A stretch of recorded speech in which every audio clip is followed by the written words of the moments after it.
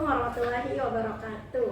Waalaikumsalam warahmatullahi wabarakatuh. Halo Sobat Penggerak, ketemu lagi dengan saya Desi Fatimah Nur, calon guru penggerak Angkatan 11 Kota Jakarta Timur. Saat ini saya ingin menyelesaikan tugas saya demonstrasi kontekstual modul 3.1. Dan saya sekarang sudah berada bersama kepala sekolah saya SDN Pisangan Baru 09. Assalamualaikum Ibu. Waalaikumsalam Bu Desi. Alhamdulillah saya sehat. Ibu gimana kabarnya Ibu? Alhamdulillah baik. Terima kasih Ibu untuk waktunya.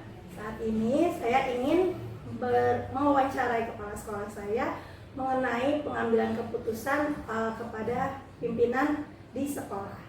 Ibu, boleh saya sedikit bertanya-tanya Ibu? Monggo, silakan Bu Desi. Baik, Ibu, saya ingin bertanya, selama ini bagaimana Ibu dapat mengidentifikasi kasus-kasus yang merupakan dilema etika atau bujukan moral di sekolah? Baik. Jadi bagaimana saya bisa mengidentifikasi antara dilema etik dengan bujukan moral?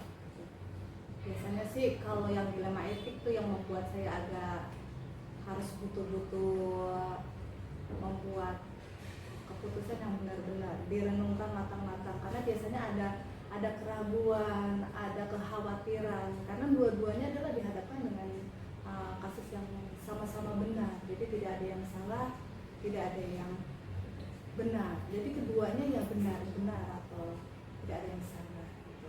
Kemudian kalau dilema, kalau bujukan moral itu sangat mudah. Artinya kan kita dihadapkan dengan dua pilihan yang harus kita putuskan, yang satu benar, yang satu salah. Nah itu sangat mudah sekali diidentifikasi. Itu sih Bu Desi untuk terkait mengidentifikasi kasus yang dilema etika dengan bujukan. Baik, berarti yang pertama tuh benar-benar Ibu renungkan dulu ya Bu, matang-matang sebelum bertindak. Betul, karena memang kan kasus tersebut kan dari sudut pandang tuh sama-sama benar gitu, nggak ada yang satu salah atau satu benar. Baik, Ibu, lalu selama ini bagaimana Ibu menjalankan pengambilan keputusan di sekolah Ibu, terutama untuk kasus di mana ada dua kepentingan yang sama-sama benar atau sama-sama mengandung nilai kebajikan? Baik, yang pertama saya benar-benar harus mengidentifikasi permasalahannya. Jadi harus lebih detail kasus atau masalah yang terjadi seperti apa.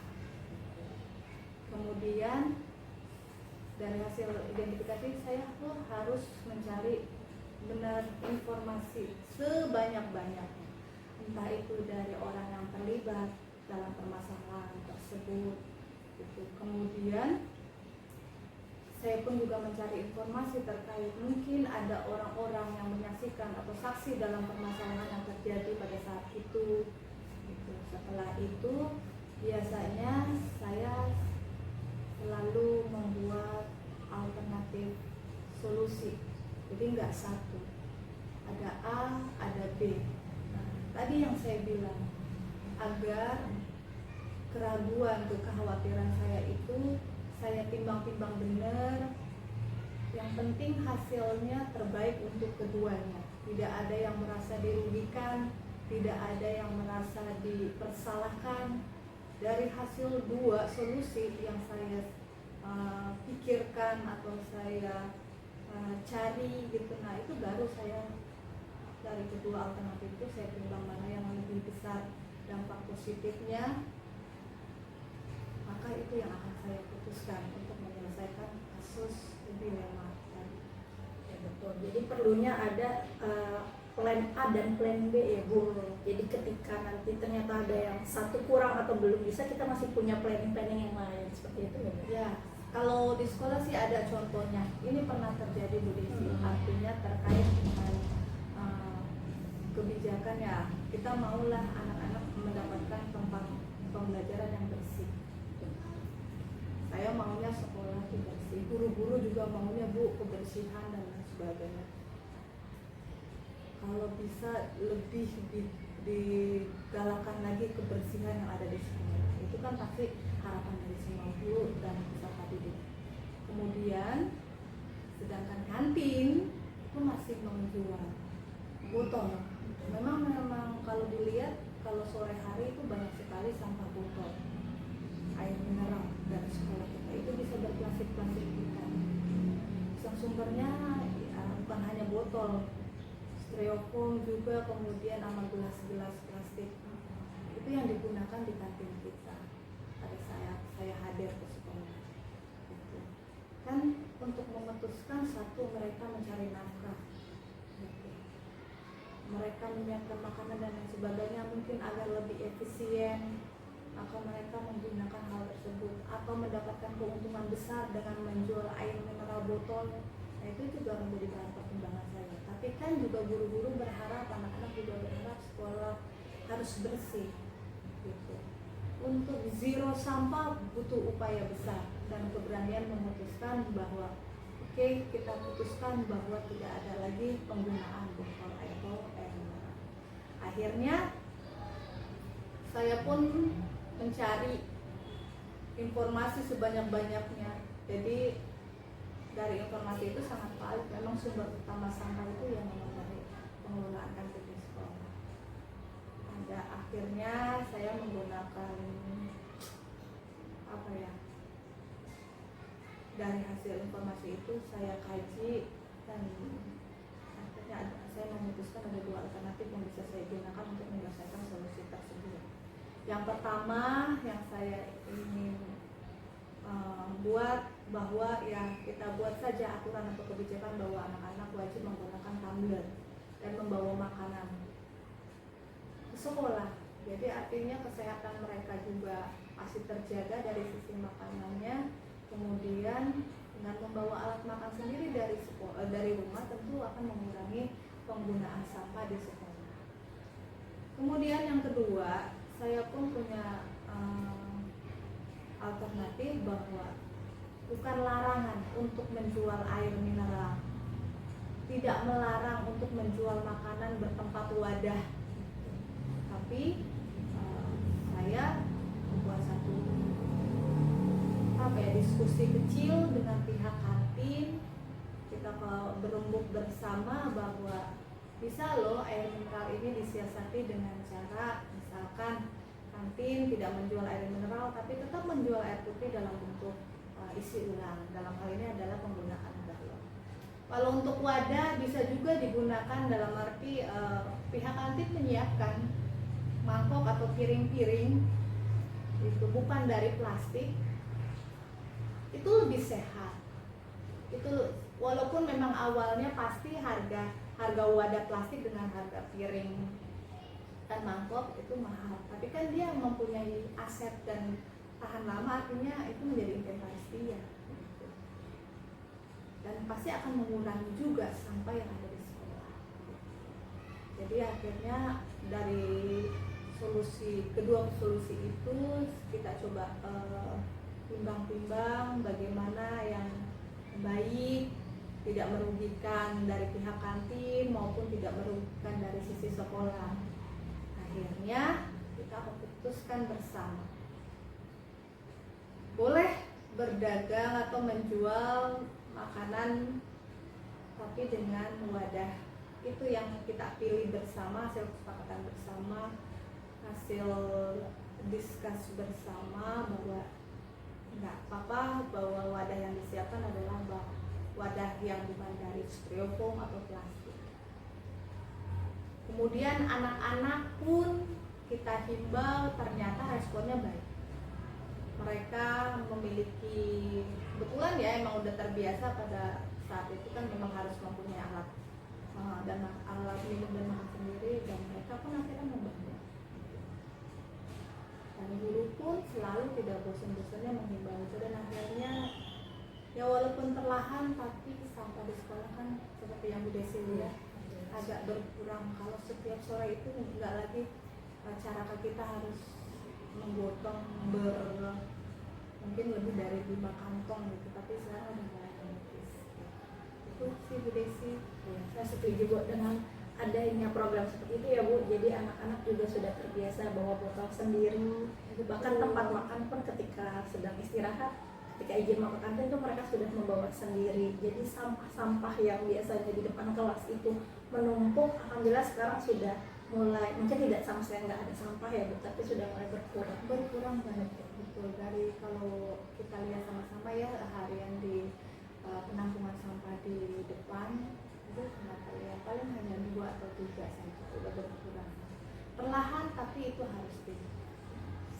bisa terus Amin. istiqomah. Amin.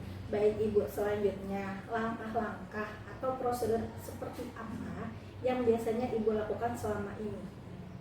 Baik.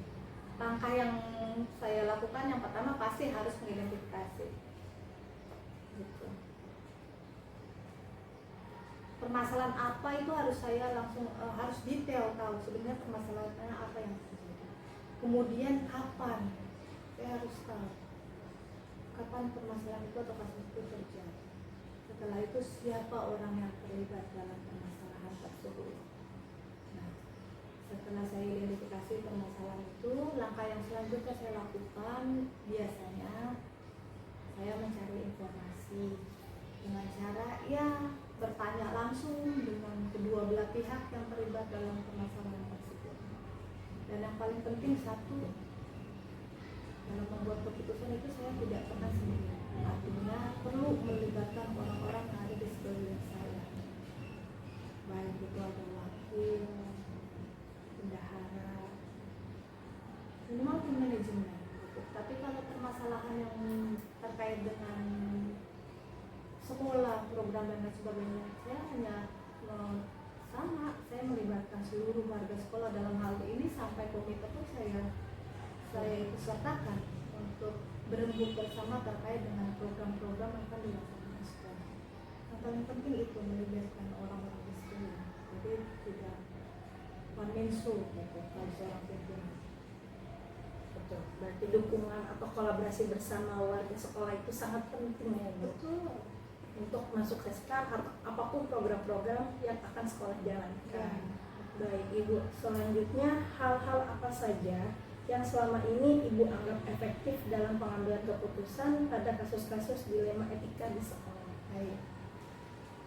Yang pertama yang membuat saya bisa memutuskan kasus dilema etik dengan sangat mudah ya tadi, sumbang saran, masukan-masukan dari orang sekeliling saya, dalam ini ada tim manajemen.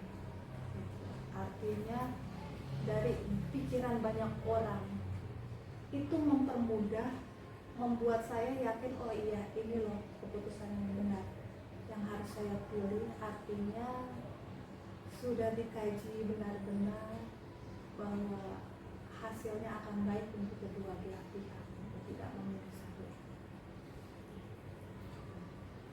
Baik Bu, selanjutnya selain itu apakah ada tantangan-tantangan yang Ibu rasakan ketika Ibu dalam pengambilan keputusan khususnya kasus-kasus dilema etika? Pasti ada ya, karena keduanya tuh ya, kalau saya tidak memutuskan dengan baik nanti takut ada yang merasa dirugikan, merasa dipersalahkan, pasti ada.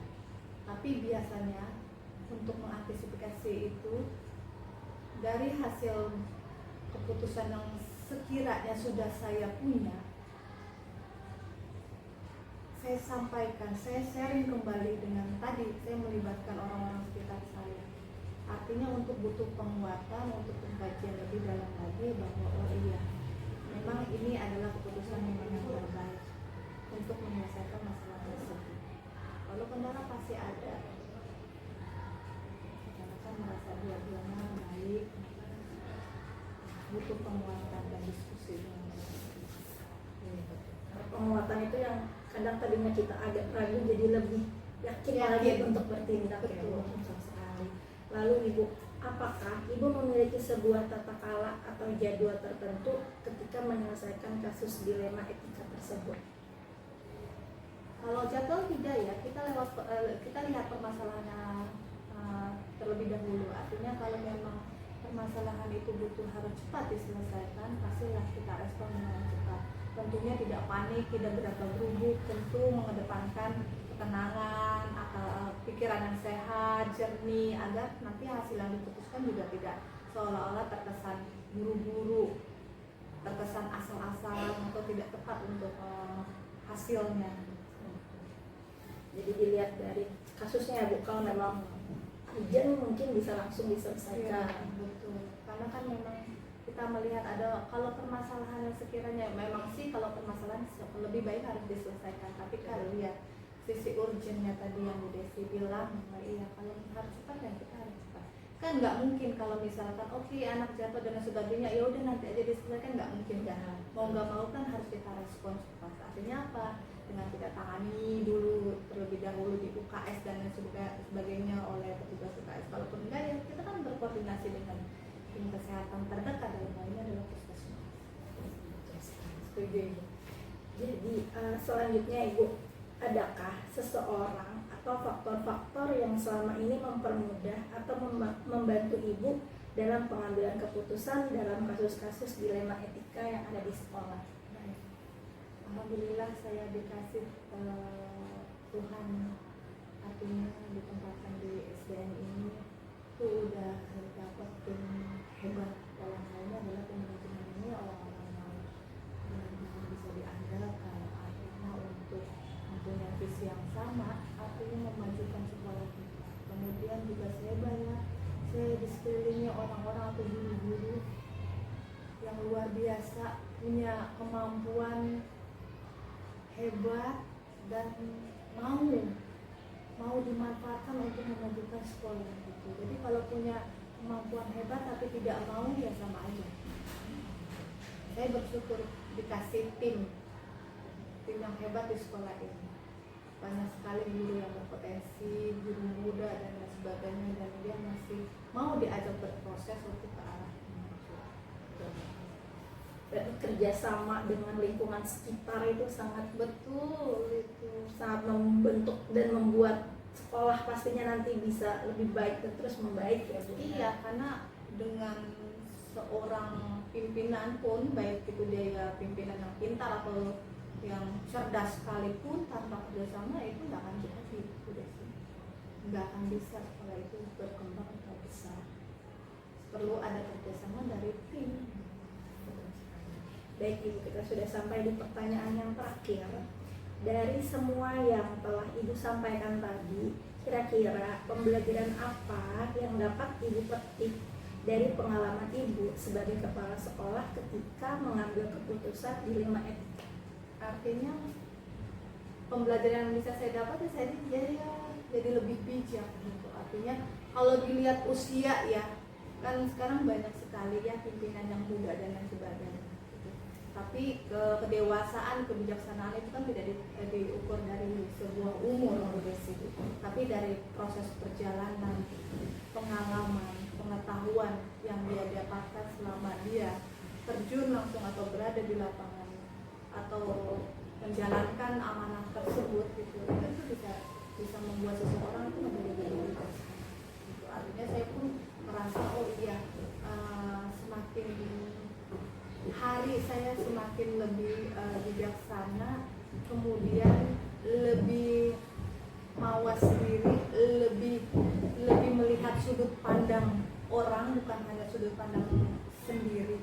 Itu yang saya dapat. Artinya bahwa ya sebagai pimpinan memang selayaknya bisa mengayomi, mengopeni gitu seluruh tim yang ada.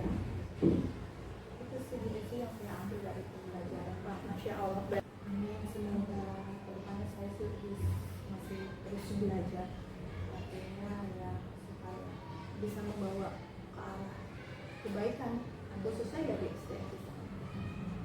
Semoga dengan kepemimpinan Ibu membawa sekolah ini menjadi terus membaik dan lebih baik. Amin. Amin ya Rabbal Alamin. Ikut andil dari Bu Desi. Amin. Masya Allah Ibu, terima kasih waktunya sudah membersamai saya dalam kegiatan demonstrasi kontekstual di modul 3.1 ini. Sehat selalu Ibu. Amin, Bu Desi juga lancar, sukses. Amin ya Rabbal Alamin. Baik, kita sudah sampai di penghujung kegiatan. Semoga kegiatan wawancara hari ini bermanfaat untuk kalian semua. Sampai jumpa lagi di video selanjutnya. Wassalamualaikum warahmatullahi wabarakatuh.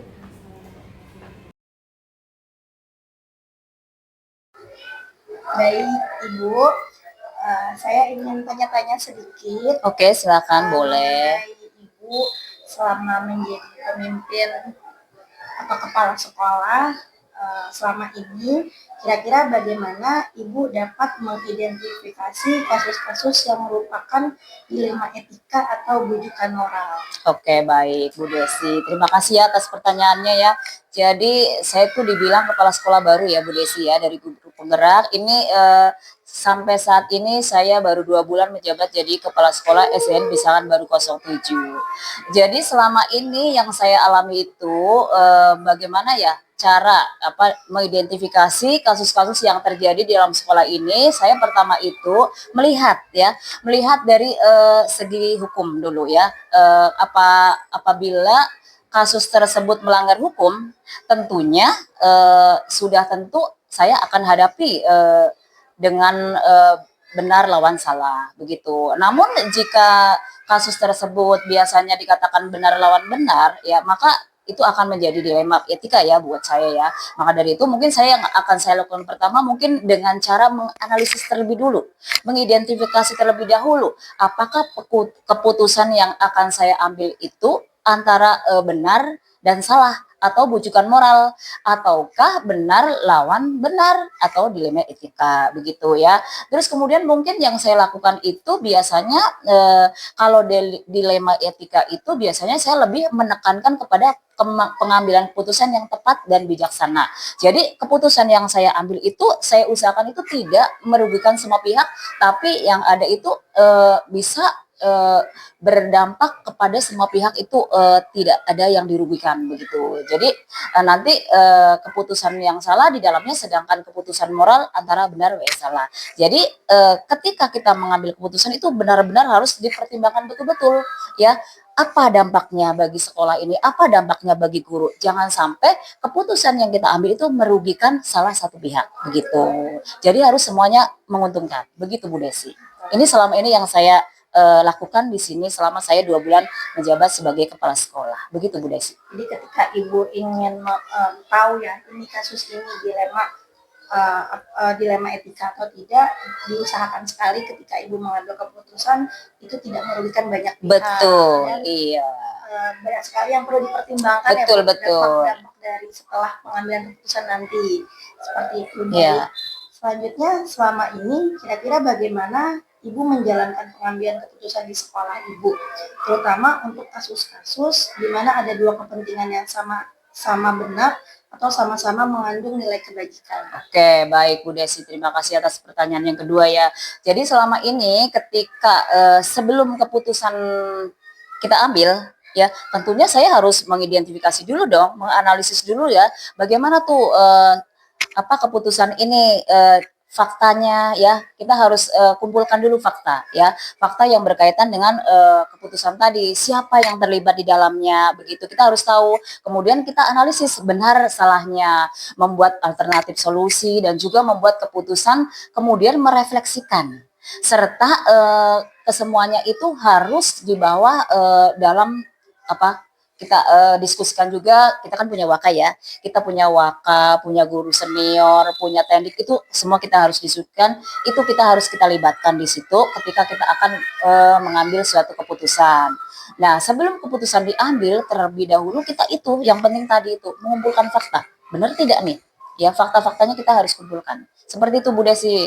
Kemudian juga kita telusuri juga awal permasalahannya seperti apa gitu keputusan tersebut. Ya, kemudian diidentifikasi ya, identifikasi masalah hingga terbentuklah kesimpulan ya. Kesimpulan dan titik terangnya ada di mana begitu. Dari kesimpulan inilah ya sebagai dasar dalam kita mengambil keputusan begitu. Utamakan yang menjadi prioritas itu dengan keputusan yang berpihak pada murid begitu. Tidak merugikan murid dan juga tidak merugikan guru. Seperti itu Bu Desi yang saya lakukan. Jadi bukan hanya pembelajaran saja yang betul. Murid, iya. Ternyata juga keputusannya itu harus berpihak. Betul. Yang utama itu keputusan yang kita ambil itu bijaksana. Begitu. Iya. Betul. Lalu Ibu, langkah-langkah atau prosedur seperti apa yang biasa Ibu lakukan selama ini? Oke, kalau untuk langkah-langkahnya ya, mungkin yang pertama itu kita menentukan dulu penyebab permasalahannya apa. Iya, kemudian menentukan siapa yang terlibat di dalamnya. Terus kemudian diskusilah dengan warga sekolah ya, guru, tendik, semuanya lah yang termasuk warga sekolah ya begitu. Terus kemudian kita membuat juga beberapa solusi keputusan, ya, menimbang lagi, terus kemudian dari berbagai sudut pandang kita timbang lagi, kita pertimbangkan sebelum memutuskan, ya, sebelum terakhir itu kita putuskan, kita harus mempertimbangkan banyak-banyak hal, begitu Bu Desi. Terus kemudian kita juga harus mengidentifikasi masalah tersebut, ya, mengklarifikasi juga, ya, tujuan khusus yang kita inginkan mau seperti apa, ini pengambilan keputusan nanti endingnya seperti apa, begitu ya, seperti itu Bu Desi, ya. Baik, lalu hal-hal apa saja yang selama ini Ibu anggap efektif dalam pengambilan keputusan pada kasus-kasus dilema etika? Oke, kalau untuk hal-hal yang selama ini saya anggap efektif itu, misalnya gini Bu Desi, ya, siapa yang terlibat di situ berkaitan dengan keputusan tersebut, pengambilan keputusan tersebut, yang terlibat siapa aja, kemudian sifat urgensinya, urgent tidak tuh, harus duluan atau tidak, harus segera enggak. Kadang-kadang kalau di sekolah itu kan banyak masalah, ya, seperti anak, ada pembulian segala macam, mana yang harus didulukan, kan banyak sekali, ya, setiap hari ada masalah. Jadi kita ambil mana yang urgen terlebih dahulu, kita dulukan, begitu Bu Desi. Terus kemudian juga kita membayangkan sosok dari panutan untuk mengambil keputusan secara bijaksana seperti apa, kemudian dengan mempertimbangkan situasi dan juga kepentingan yang terlibat di dalamnya, begitu Bu Desi. Lalu Iya. hal-hal apa saja yang selama ini merupakan tantangan dalam pengambilan keputusan pada kasus-kasus dilema etika di sekolah ini, Bu? Yang termasuk tantangan, ya, Iya. kalau menurut saya itu ketika kita mencari yang terbaik, ya, karena keduanya merupakan masalah yang sama-sama benar, itu merupakan tantangan, ya, yang harus menguntungkan kedua belah, itu merupakan tantangan bagi saya, ya. Kemudian di saat keputusannya diambil bertentangan juga, aturan itu juga merupakan tantangan, ya. Keputusan yang diambil terkadang juga kan melanggar prinsip juga, tapi mau nggak mau kita harus putuskan, itu merupakan tantangan, ya. Ketika ada nih kasus, contoh guru ini sudah kita percaya, ternyata mereka buat kasus, itu merupakan tantangan buat Iya. kita, benar-benar tantangan yang luar biasa, ya. Padahal dari awal kita udah percaya dong sama guru ini, ternyata guru ini membuat ini masalah, begitu, itu tantangan tersendiri buat saya, begitu Bu Desi, ya. Lalu, apakah Ibu memiliki sebuah tata cara atau jadwal tertentu dalam sebuah penyelesaian kasus dilema etika? Apakah Ibu langsung menyelesaikan di tempat atau memiliki sebuah jadwal untuk menyelesaikannya? Bentuk atau prosedur seperti apa yang Ibu jalankan? Oke, kalau untuk ini jadwal kayaknya saya tidak ada jadwal tertentu, ya, karena namanya kasus kan kadang-kadang tiba-tiba, ya, tidak terprogram gitu kan, namanya kasus kan tahu tuh ada nih kasus anak pembulian atau anak jatuh segala macam, itu tidak terjadwal. Cuman nanti mungkin kita akan juga ada bukunya khusus gitu, ya. Kalau buku ininya ada buku kasus mungkin, ya. Kalau untuk penjadwalnya selama ini saya belum ada, ya, apalagi saya baru 2 bulan menjabat di sini, jadi ketika ada kasus itu langsung kita tangani, terus kemudian kita tentunya kita berbicara dong dengan waka kita, dengan guru senior nih sebaiknya seperti apa, jangan sampai kita memutuskan sendiri begitu, karena kan kita ada waka, ada yang membantu kita, ya, kepala sekolah, ada wakil, ada tendik begitu, jadi kita kumpulkan mereka begitu. Ketika kita akan mengambil keputusan apapun itu, kita harus dengan warga sekolah gitu, dampaknya seperti apa gitu, ya. Seperti itu Bu Desi. Jadi kalau bisa ada masalah langsung diselesaikan. Iya, langsung, betul, langsung. Jadi tidak terjadwalkan karena kan itu kasus kayaknya bagaimana, ya, kita belum tahu hari ini mau terjadi apa, besok mau terjadi apa, itu tidak tahu. Tidak direncanakan. Betul Ya. banget Bu Desi. Pasti juga tidak mau ada yang Enggak ada kasus tidak mau sebenarnya. Iya, betul. Seperti itu Bu Desi. Lalu Ibu, adakah seseorang atau faktor-faktor apa yang selama ini mempermudah Ibu dalam mengambil keputusan dalam kasus-kasus dilema etika? Oke, faktor-faktor yang ini, ya, yang seseorang. Atau faktor-faktor yang mempermudah itu. Oke, tentunya ada dong faktor-faktornya tuh. Contohnya wakil saya. Ketika saya punya masalah terus harus diputuskan, ya, saya dibantu dong oleh waka. Dibantu loh oleh tendik. Itu guru senior juga itu membantu saya, benar-benar membantu saya. Ya, bersyukur sekali ada wakil, ada tendik, ada guru senior itu yang membantu kita. Ya, guru senior mereka semuanya dukung kita. Jadinya alhamdulillah sekolah ini berjalan dengan lancar berkaitan dengan kasus-kasus yang ada di sekolah ini lancar begitu terselesaikan, begitu Bu Desi. Berarti adanya kolaborasi antar semua warga. Nah, betul saling banget. membantu, ya, Bu, ya? Iya, betul banget itu, iya. Pertanyaan terakhir nih, Bu. Ya. Dari semua hal yang telah Ibu sampaikan tadi, pembelajaran apa yang Ibu dapat petik dari pengalaman selama Ibu menjadi kepala sekolah Mm-mm. dalam mengambil keputusan dilema etika ini? Oke, jadi yang saya petik selama ini, selama 2 bulan menjabat jadi kepala sekolah ya, yang saya petik apa? Apa namanya? Jadi saya itu lebih bijaksana.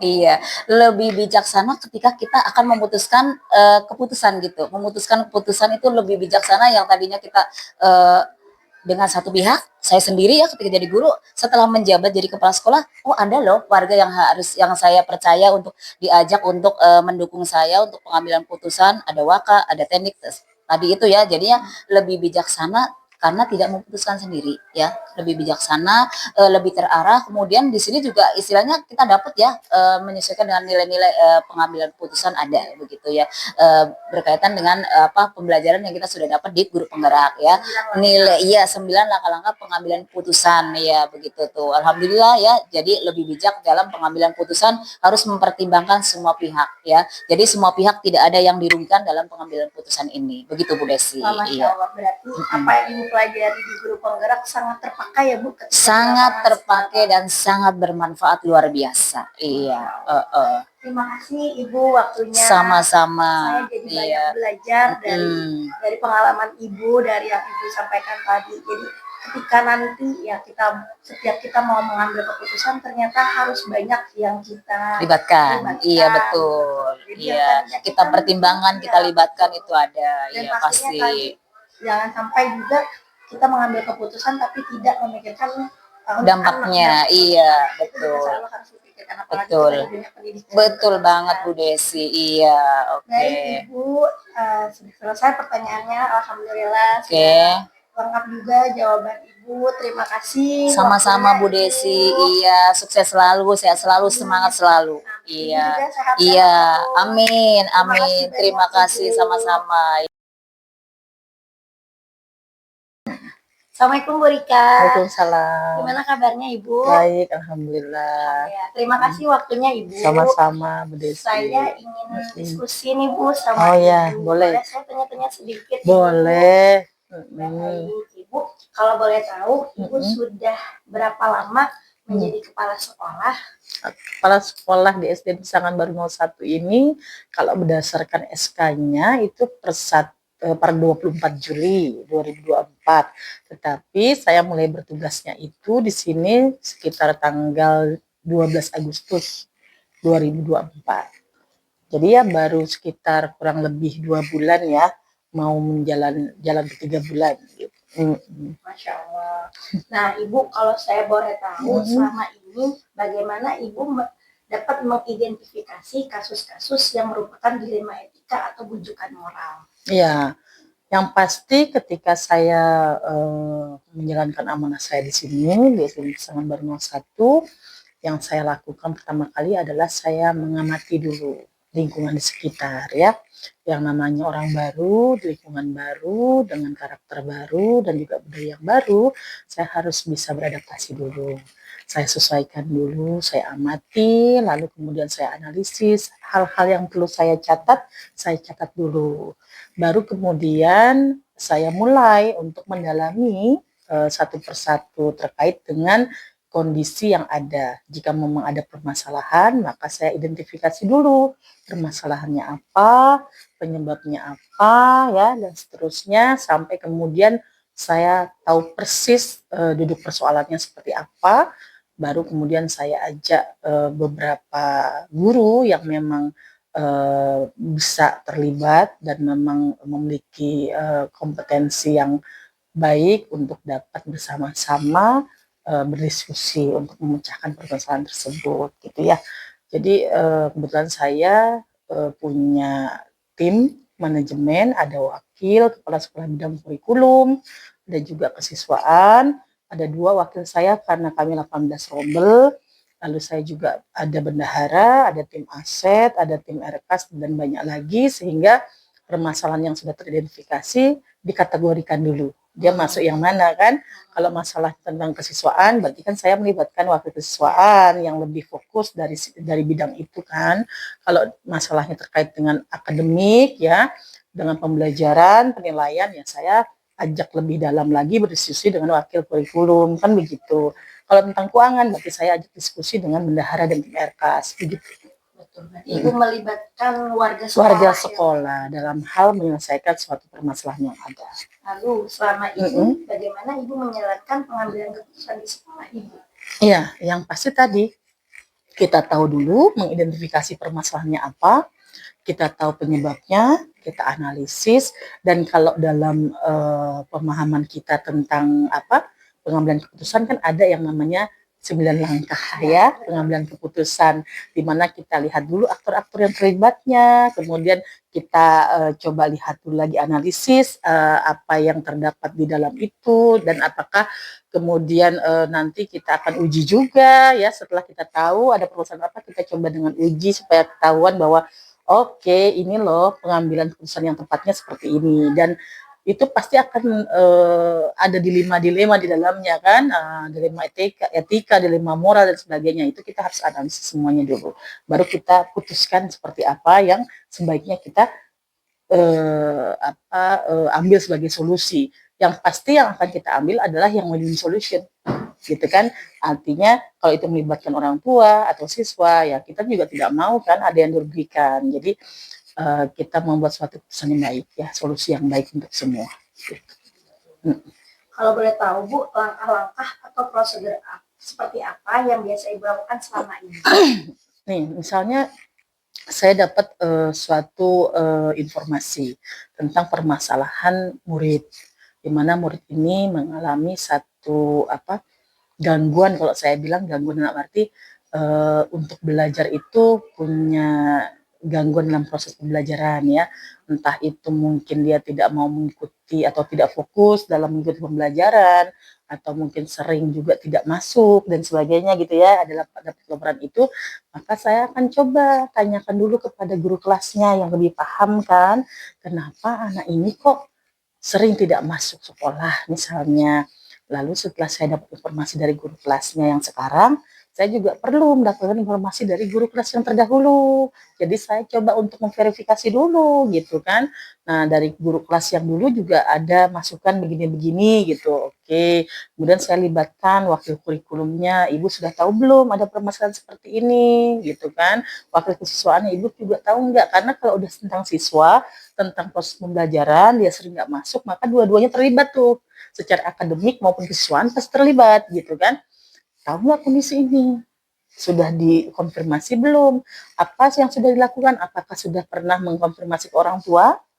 Sudah bertanya? Kan sebelum kita panggil orang tua ke sekolah, ada dulu penghubungnya ya, ada buku penghubungnya, kemudian menginformasikan, Bu, kenapa anak ini nggak masuk? Dapat informasi, kenapa gitu. Setelah berkali-kali dapat konfirmasi ternyata tidak memiliki jawaban yang memuaskan dan anak ini tetap tidak berubah, maka kita panggil kan orang tuanya dulu.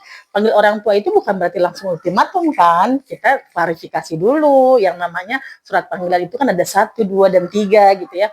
Kita panggil dulu, kita tanyakan dulu bagaimana gitu kan sebabnya, kita dengarkan juga penjelasan dari orang tuanya gitu kan.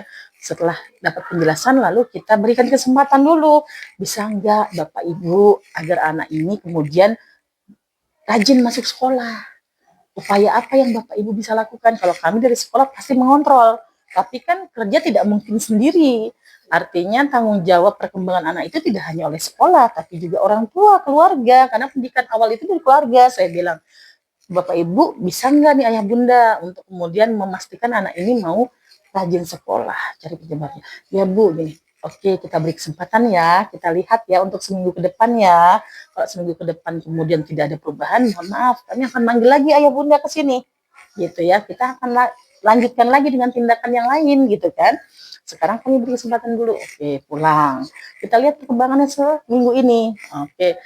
Setelah seminggu ternyata tidak ada perubahan juga misalnya. Kita berikan surat panggilan kedua. Nah, di situ baru kita berikan kan semacam kayak, jangan lupa pada saat melakukan pemanggilan kita harus menuliskan kronologi ya.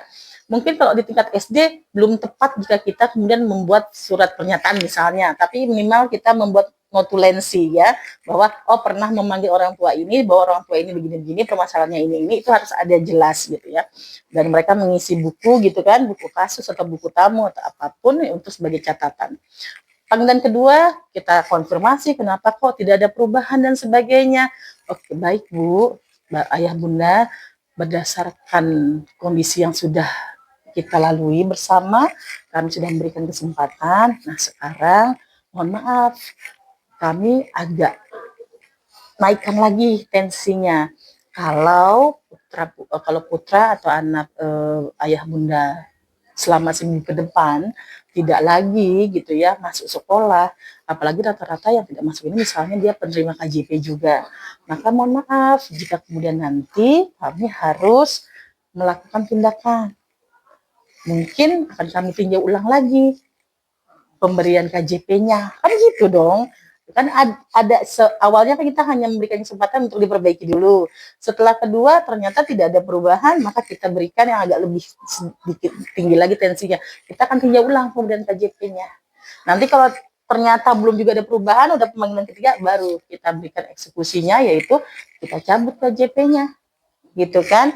Kita tidak berhak untuk mengeluarkan anak kan, tetapi minimal dengan memberikan efek jera tadi itu ada perubahan gitu kan. Kalau kan mereka pasti akan berpikir ulang, oh jangan sampai nih KJP dicabut gitu kan. Ya udah kalau gitu baik, kita akan upayakan, dan itu alhamdulillah berhasil. Setelah kita omongin begitu berhasil, artinya ada perubahan ya. Itu kenyataannya ada loh di kelas 2 ya, itu 2C ya. Itu begitu gitu. Alhamdulillah sekarang anaknya lumayan rajin, walaupun memang awal-awalnya ketika dia sekolah harus tetap ditunggu sama orang tuanya dulu, nggak apa-apa gitu ya, pelan-pelan orang tuanya pergi gitu kan. Nah yang kayak gitu kasus-kasus di SD itu banyak ya, yang anak kemudian belum secara mandiri ya, masih perlu ditunggu nama orang tuanya hilang nangis lagi kan gitu ya. Nah yang kayak gitu-gitu kita harus bisa memahami dulu jiwa anak, lalu kita libatkan ayah bundanya. Nah tadi yang nggak masuk-masuk itu alhamdulillah sekarang sudah, terakhir tadi pagi saya ketemu karena kan saya menyambut ya di depan, anaknya udah dateng, ya semangat ya gitu ya, walaupun masih dengan begini tapi dia udah masuk kan gitu ya. Jadi ya memang kita untuk anak-anak ini tidak bisa kita dengan cara yang strict keras gitu, tidak, tapi kita coba untuk tadi memberikan solusi-solusi, memberikan kesempatan dan melibatkan ayah bundanya, karena pendidikan keluarga itu yang utama gitu. Setuju dengan itu ya. Jadi biar gimana pun kadang kita juga butuh kolaborasi dengan orang Betul, tua. sangat dengan guru, dengan orang tua, bahkan kalau perlu dengan masyarakat itu perlu. Tapi kalau kita bisa menyelesaikan itu di internal itu akan lebih baik gitu ya. Oke, selanjutnya Ibu, hal-hal apa saja yang selama ini Ibu anggap efektif dalam pengambilan keputusan pada kasus-kasus dilema etika? Ya, kalau dilema etika itu kan ketika ada kondisi di mana keduanya benar tapi saling bertentangan gitu ya. Nah, yang kayak begitu ya kita harus lihat sisi mudarat yang paling kecil. Karena gini, ketika kita membuat suatu keputusan, pasti tidak semuanya positif. Pasti ada dampak negatif ya. Nah, kita sebagai seorang pemimpin, selama saya sebagai kepala satuan pendidikan, itu harus bisa melihat A, B, C gitu ya. Mana yang kemungkinan mudaratnya paling sedikit. Karena kalau kita meniadakan tidak mungkin ya. Setiap kebijakan pasti ada resiko. Dan resiko itu harus kita ambil gitu kan. Tetapi kita akan memilih resiko yang paling kecil, yang paling minimal, yang menurut kita masih bisa teratasi gitu ya. Artinya tidak terlalu parah. Nah, dalam dilema etika seperti itu saya mengambil resikonya mencari yang paling sedikit mudaratnya atau dampak negatifnya gitu. Nah, tentunya ini juga setelah melalui diskusi panjang dengan pelibatan guru gitu ya, kemudian juga terutama guru kelas ya yang memahami kondisi itu, atau kalau memang dilema etika itu terjadinya di antara sama guru, berarti saya harus bisa meminimalisir agar kondisi tetap kondusif. Karena ada juga kejadiannya dengan sesama guru ya, dimana ada guru yang begini, yang begitu, lalu saya coba tengahi ya. Kadang memang dalam suatu hubungan itu kan tidak selamanya lurus-lurus aja ya, pasti ada friksinya gitu ya. Ada banyak kepala maka banyak keinginan, banyak juga pendapat, banyak pemikiran. Maka yang bisa kita lakukan adalah melakukan pendekatan dan berusaha untuk mencari dampak negatif sekecil-kecilnya. Itu aja. Kalau saya itu sih prinsipnya. Jadi ambil yang mudaratnya paling kecil. Karena kita tidak bisa menafikan mudarat itu. Gitu. Karena betul, setiap hubungan tidak ada yang Iya, yang tidak ada yang mulus-mulus aja, pasti ada lah. Walaupun sedekat-dekatnya adik sama kakak sekalipun kandung, pasti ada bentroknya. Atau atas sama bawahan pasti ada bentroknya gitu kan. Nah, anak-anak namanya juga awan kadang tadinya akrab atau berantem. Nah, itu kan biasa. Baik lagi. Nah, kalau kayak begitu orang tuh jangan ikut ya. Karena berantem tapi ujung-ujungnya nanti mereka sorenya udah main lagi bareng. Gila namanya ikutan maknya saling musuhan. Janganlah gitu ya. Lalu Ibu, hal-hal apa saja yang selama ini merupakan tantangan Ibu ketika Ibu mau mengambil keputusan terutama dalam kasus-kasus dilema etika?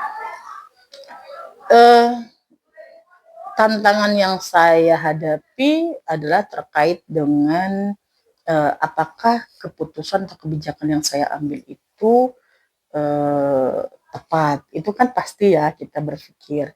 Lalu kalaupun ternyata saya ambil yang A, kira-kira jadi pemikiran-pemikiran yang kadang overthinkingnya di kita sendiri sebenarnya gitu ya. Jadi kalau saya ambil yang A, nanti gimana ya kalau saya ambil yang keputusan yang B, seperti apa ya. Tapi yang pasti tadi yang saya upayakan adalah saya harus menafikan kepentingan pribadi atau segelintir orang. Yang harus saya pikirkan adalah kepentingan yang lebih besar gitu. Itu yang menjadi satu tujuan saya. Contoh misalnya ada kondisi di mana kemudian ada seorang guru yang mungkin agak perlu diberikan semacam pemahaman bahwa kewajiban mengajar itu adalah memang kewajiban utama kita. Meskipun kondisinya mungkin kita punya keterbatasan dengan sakit, dengan usia, dengan apa, itu tidak menjadikan kewajiban kita gugur sehingga kita tidak mengajarkan gitu. Paling yang bisa kita lakukan adalah ya udah dengan kondisi yang seperti itu kira-kira baiknya mengajarnya di mana ya, di level yang mana, di kelas yang mana, biar kemudian mungkin kalau dia punya sakit tidak semakin bertambah parah sakitnya, atau kalau dia mungkin udah sepuh gitu ya, tidak menambah beban bagi dirinya. Kan kita ada 3 lantai nih, berarti kan kita upayakan mereka yang punya keterbatasan itu kalau bisa jangan di lantai 3 kan itu, atau lantai 2, kita upayakan mereka yang di lantai dasar misalnya. Oke, kalau di lantai dasar berarti kan kelasnya kelas awal misalnya. Yang kayak gitu-gitu ada pertimbangan-pertimbangan gitu. Yang kemudian kita juga melibatkan guru lain untuk bisa sama-sama kita pahami bahwa memang ini butuh bantuan sehingga butuh keridoan dari yang lainnya untuk ya udah untuk si A, si B kita berikan amanahnya di bawah misalnya karena kondisi kesehatan atau kondisi fisik atau mungkin kondisi motivasi dan sebagainya. Terus kalau ada yang kemudian bermasalah lagi ya kita akan carikan solusinya lagi biar kemudian sama-sama enak gitu. Itu aja sih. Jadi tantangan terbesar saya adalah bagaimana agar saya bisa membuat satu keputusan atau kebijakan yang bisa diterima oleh banyak orang. Mungkin tidak semuanya, tetapi mayoritas bisa memahami gitu ya. Karena kalau semuanya ini pasti ada juga yang double dikit, tapi selama dia tidak frontal menentang dan tidak kemudian melakukan tindakan agresif negatif, menurut saya nggak ada masalah. Kalau diomongin belakang wajar, tapi minimal tadi keputusan itu mayoritas bisa diterima oleh orang. Kalau ada segelintir yang enggak ya nggak apa-apa. Nanti kita akan lakukan pendekatan persuasif gitu. Itu aja sih. Karena belum tentu juga ya, terkadang menurut kita baik. Iya. Makanya tadi kata Ibu yang penting semuanya bisa menerima. Iya, artinya mayoritas ya. Kalau ada yang tidak ya nanti kita pendekatannya persuasif, kita berikan penjelasan lagi pelan-pelan gitu. Sehingga akhirnya oh iya dia bisa maklumi. Kadang kan tidak semuanya langsung bisa paham, tapi butuh ada proses pendekatan gitu. Lalu Ibu, apakah Ibu memiliki sebuah tata kala atau jadwal tertentu dalam sebuah penyelesaian kasus dilema etika? Maksudnya jadwal ya. Kebetulan kalau saya memang punya kebiasaan melakukan briefing rutin ya. Briefing rutin itu untuk semua guru itu biasanya saya ambil setelah jam pelajaran. Saya jarang menggunakan briefing itu di pagi hari karena kalau di pagi hari itu kita akan mengganggu proses pembelajaran. Untungnya kalau di jenjang SD kita itu belajar paling sampai jam 1 kan. Setelah jam 1 kita bisa lakukan aktivitas-aktivitas lain, entah itu tadi briefing, pertemuan, diskusi atau mungkin kombel dan sebagainya kan. Nah, saya bikin rutinitas itu biasanya Jumat siang ya, pada Jumatan, seminggu sekali untuk briefing ya, antara Rabu atau Jumat. Kalau Rabu sudah berarti Jumat enggak. Nah, Jumat itu biasanya digunakan lagi untuk peningkatan kompetensi guru gitu. Nah, itu untuk briefing lah. Kalau untuk yang lainnya saya juga ada yang namanya pertemuan khusus tim manajemen. Nah, jadi kalau briefing kan untuk guru-guru warga ya, guru dan pendik. Nah, saya punya jadwal khusus lagi untuk tim manajemen, itu biasanya setiap hari Senin siang. Kemudian ada juga dengan tim RKAS, itu punya lagi jadwal sendiri gitu ya. Nah, kenapa saya punya jadwal-jadwal sendiri khusus untuk yang seperti itu, agar permasalahannya itu tidak melebar. Misalnya, kalau permasalahan itu hanya sekedar internal manajemen, maka itu bisa diselesaikan di tingkat manajemen. Kalau kemudian permasalahan itu tentang keuangan atau apa, itu bisa cukup di tim RKAS. Kalau kemudian itu sudah melebar, itu bisa dibahas di saat briefing gitu kan. Seperti itu. Pertemuan di tim RK. Ya, jadi ada pertemuan-pertemuan, kan ditanyanya ada nggak jadwalnya. Iya, ada jadwal briefing untuk semua guru dan pendik, ada jadwal juga pertemuan untuk tim manajemen, dan juga ada tim RKAS dan tim-tim kecil yang memang diperlukan jika memang perlu untuk koordinasi ya, seperti itu. Kayak ini rencananya saya juga akan mengumpulkan yang muda-muda untuk kemudian berdiskusi tentang bagaimana menjalankan kombel yang baik kan gitu. Jadi ya seperti itu memang ada. Kenapa? Supaya tadi permasalahan-permasalahan itu bisa mencair dengan cepat ya. Kalau misalnya permasalahan itu hanya internal di manajemen, ya itu bisa selesai di tingkat manajemen. Kalau kemudian permasalahan itu harus melibatkan guru dan teknik, ya kita akan namanya konferensi kasus ya, nah itu di briefing gitu kan. Tapi sebelumnya tadi kita identifikasi yang baik dulu, permasalahan seperti apa, penyebabnya apa faktornya, terus bagaimana solusinya kan gitu.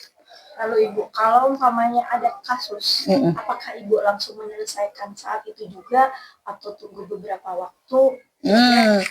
Ya, kalau yang sudah dilakukan, kalau ada kasus, misalnya kayak kemarin tuh, tiba-tiba ada aduan orang tua agak rame, raket anaknya patah dan nggak ketahuan patahnya oleh siapa dan bagaimana. Yang pasti pada saat pelajaran olahraga. Akhirnya saya konfirmasi dulu kan guru kelasnya ngomong udah dikonfirmasi belum ke guru olahraga, udah Bu, tapi kata guru olahraganya nggak tahu gitu. Ya sudah, nanti konfirmasi yuk dulu dengan guru olahraga, panggil guru olahraganya. Saya bilang udah, setelah dipanggil kita ngobrol gini-gini, oke. Nah sekarang Ibu sebelum nyampe ke orang tuanya, panggil dulu anaknya gitu. Jadi bertahap tuh, nggak langsung orang tuanya panggil, enggak. Jadi kita identifikasi dulu, kita verifikasi dulu permasalahannya gitu ya. Setelah selesai, kita tahu semua alasannya, anak ini juga segala macam, baru nanti dikonfirmasi ke orang tuanya. Kalau memang tidak perlu datang ke sekolah, cukup diinformasikan melalui by phone gitu kan, atau by WA. Tapi kalau ternyata masih belum puas, berarti hari berikutnya atau 2 hari lagi panggil ke sini untuk semakin memperjelas duduk permasalahannya gitu. Jadi kita boleh responsif, tapi jangan terlalu reaktif gitu. Kadang reaktif itu kan negatif kesannya, tapi responsif itu perlu gitu. Jangan kemudian kitanya cuek ketika dilaporin, enggak. Kita tetap respon, tapi kita identifikasi dan verifikasi dulu. Setelah kita udah bisa memverifikasi, kita coba validasi kan gitu. Setelah itu baru kita informasikan sebenarnya seperti apa sih duduk permasalahannya, lalu bagaimana solusinya gitu. Jadi responsif iya, tapi reaktif jangan. Iya, gitu. Dan cukup menarik ya Bu. Di saat orang tua ramai, namanya Kita harus ngademin dulu. Bukannya kita menutupi ya, tapi berjenjang ya. Betul. Langsung koordinasi dengan Guru yang bersangkutan, iya. Dengan begitu orang tua juga tidak langsung tidak lagi membara-membara juga ya Bu ya. Gitu. Jadi saya bilang gitu. Dulunya adanya tabayun. Betul, ya. nah itu benar, tabayun untuk minta penjelasan ya, jangan terus langsung ini sendiri. Gitu. Selanjutnya Ibu, apakah ada seseorang atau faktor-faktor yang selama ini mempermudah atau membantu Ibu dalam pengambilan keputusan dalam kasus-kasus dilema etika? Ya yang pasti kan kalau terkait dengan pengambilan keputusan yang membantu pastinya adalah orang-orang sekeliling saya. Ya, para guru atau teknik yang memberikan masukan, ya tim manajemen, dan kadang juga saya berdiskusi dengan orang rumah.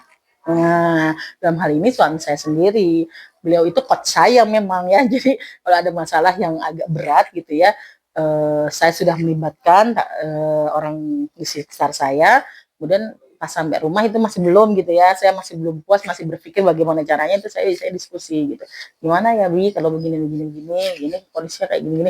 Nah, beliau akan memberikan masukan, kemudian akan memberikan penguatan ya, yang objektif ya. Kalau saya menilai bahwa selama ini beliau memberikan sesuatu itu pendapat itu objektif.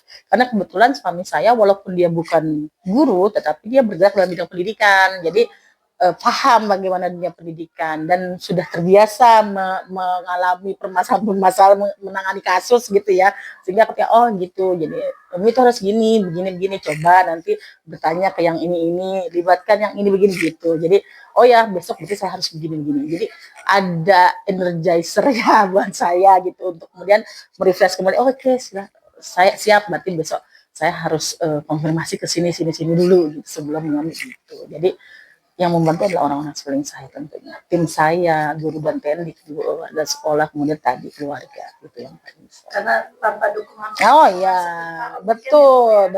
Kita nggak bisa kok mengambil keputusan itu sendiri gitu ya, hanya karena ego kita, pemikiran kita enggak. Kita perlu pendapat orang lain untuk menjadi pertimbangan ya. Kita sudah sampai di pertanyaan terakhir. Dari semua hal yang telah Ibu sampaikan, kira-kira pembelajaran apa yang dapat Ibu petik dari pengalaman Ibu ketika Ibu sebagai pemimpin untuk mengambil keputusan dilema etika? Dalam mengambil suatu keputusan, pertama, jangan dalam kondisi kita emosi. Itu satu. Itu benar-benar satu pembelajaran bahwa jangan pada saat kita dalam kondisi emosi, marah, kita membuat suatu keputusan. Karena itu tidak akan objektif. Itu ya, itu yang pertama. Yang kedua, dalam menghadapi suatu permasalahan dilema etika, kita harus tenang, open mind, ya, kemudian berpikir objektif, bersabar, lalu ikuti, runut dulu permasalahan itu step by step. Baru kemudian kita coba putuskan setelah kita mendapatkan begitu banyak validasi, ya, verifikasi dari apa yang sudah kita lakukan, kemudian kan tervalidasi kan, oh ya berarti ini yang akan saya lakukan, gitu. Jadi jangan tergesa-gesa, harus mateng gitu. Itu aja sih.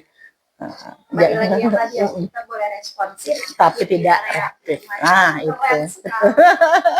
Betul, iya, sama-sama. Sharing-sharing. Sama-sama. Apalagi tadi kayaknya seru banget ya Bu, sampai koci, Ibu mau jadi koci dan coach ya. Ada. Jadi walaupun saya pernah jadi coach, tapi saya juga pernah jadi coach. Itu benar-benar bisa diterapkan dalam kehidupan sehari-hari dan dalam kondisi yang kita juga nggak tahu ya Bu. Namanya hidup pasti ada masalah dan ada waktunya juga kita.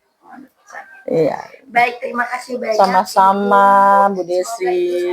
Iya, sama-sama. Bu Desi juga sehat, lancar ya. Proses pendidikan guru penggeraknya juga dilancarkan sampai akhir. Ya, sukses. Sama-sama. Ya. Alhamdulillah kita sudah sampai di penghujung. Terima kasih sudah menyaksikan. Semoga pertemuan ini bermanfaat untuk sobat penggerak. Assalamualaikum warahmatullahi wabarakatuh. Waalaikumsalam semuanya.